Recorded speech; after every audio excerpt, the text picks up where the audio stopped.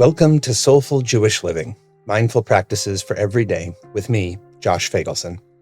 I'm grateful you're here, and I hope you benefit from our time together. I have a question for you. How do you respond when someone pays you a compliment? When I was a kid and a teenager, I remember kind of fumbling for a response. I performed in bands and orchestras. I made speeches for student government and the Scouts. I led services in my synagogue. Great job, folks would say. You've got some real gifts, or in synagogue, the Hebrew phrase, Yesher Koach. Something always felt awkward and uncomfortable. I'd try to be self-deprecating. Oh, it's nothing really. Or I'd be kind of self-effacing. It's not really me. There are a lot of people who are good at this. It felt awkward to get a compliment, and acknowledging it seemed almost a little self-aggrandizing. But then someone along the way gave me some advice that has stayed with me ever since. When someone gives you a compliment, just say thank you. Why? Because what that person is doing when they're saying something nice to you is giving you a gift, and they want to give you that gift. So do them the kindness of allowing them to give that gift to you. Saying thank you isn't a self-promoting response, it's just the opposite. It's a response centered on the giver. Just say thank you. I still thankfully get my share of compliments. My producer Rifki and I get them regularly for this show, so thank you. And I still thankfully practice this advice. It's so simple, but so profound and important. Just say thank you. The Torah portion of Vayetze, which covers roughly chapters 28 to 32 in the book of Genesis, tells the story of a young person, Jacob, venturing out into the world and expanding his horizons. He leaves the home he grew up in search of a career, a family, and an identity. He succeeds in all three. He becomes a successful shepherd. He marries and has children, and he even gets a new name, Israel. In the midst of this story, the Torah offers us a profound and simple lesson in gratitude.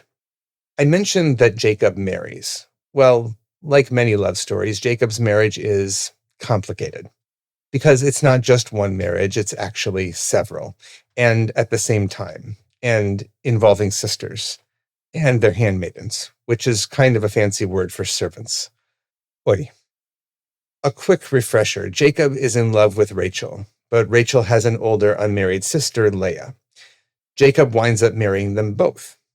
While Rachel has a difficult time getting pregnant, Leah has a bunch of babies. But Jacob clearly loves Rachel more. I think you can see the layers of how uncomfortable and painful this is for everyone involved. Leah names each of her children, and the Torah explains each name as a new plea for her husband to love her.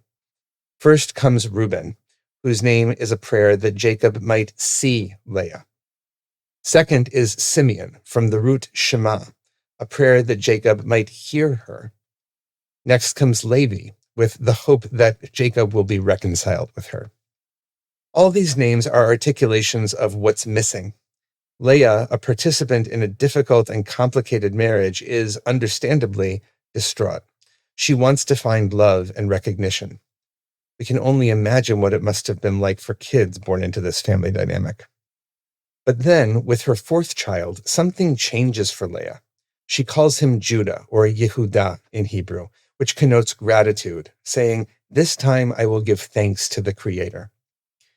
By the time she has her fourth child, finally, Leah is able to be happy and grateful for what she has, to see what's here and not what's missing. What's fascinating, and not an accident, we assume, is that Judah, the fourth-born child, goes on to be the leader of his brothers later in life. He becomes the ancestor of the tribe from which kings are born and, according to Jewish tradition, from whom the Messiah will ultimately come.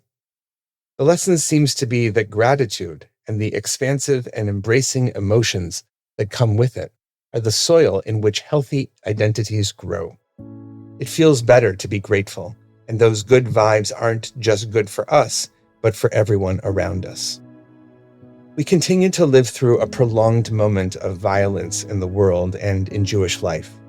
The feelings we experience these days can often be hard ones: fear, anger, a kind of despair over how long this war will go on, how many innocents will suffer and die, how long until all the hostages come home.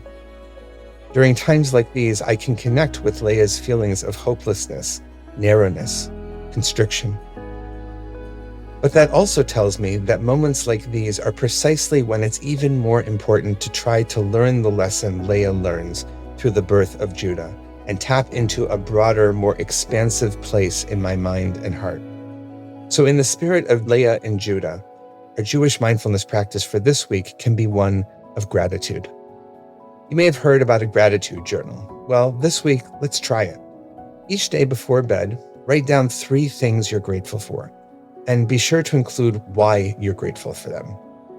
When you wake up, consider reciting the traditional first words of the day, Modeh or Moda ani lefanecha. I am so grateful to wake up again, to be here, to be alive for this day. Or you might make an intention to write a thank you note each day, or to express gratitude when you're in the store or on the bus. When you pay attention, I think you'll find hundreds of opportunities for gratitude every day. See if this week, channeling your inner Leah and Judah, you do a little more than you do already. Let me know how it goes. Drop me a line at josh@jewishunpacked.com. Blessings for the journey. Know that I'm on it with you.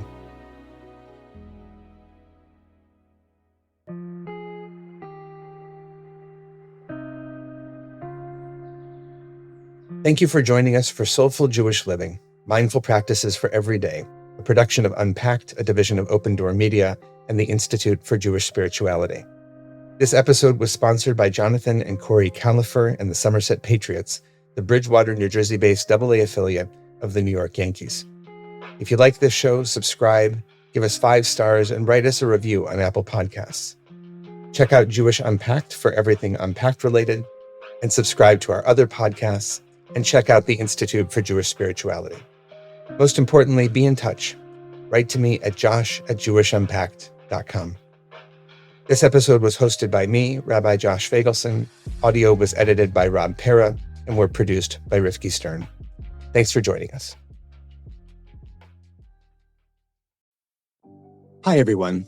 I know a lot of us are feeling overwhelmed these days, so I want to tell you about a fantastic opportunity at the Institute for Jewish Spirituality. It's our course called Awareness in Action, and it's all about applied mindfulness. Awareness in Action will help you be the best version of yourself, calm, loving, wise, humble, courageous. This is our most popular course at IJS, and it's only being taught this spring. Register for Awareness in Action by April 9th at jewishspirituality.org. Thanks.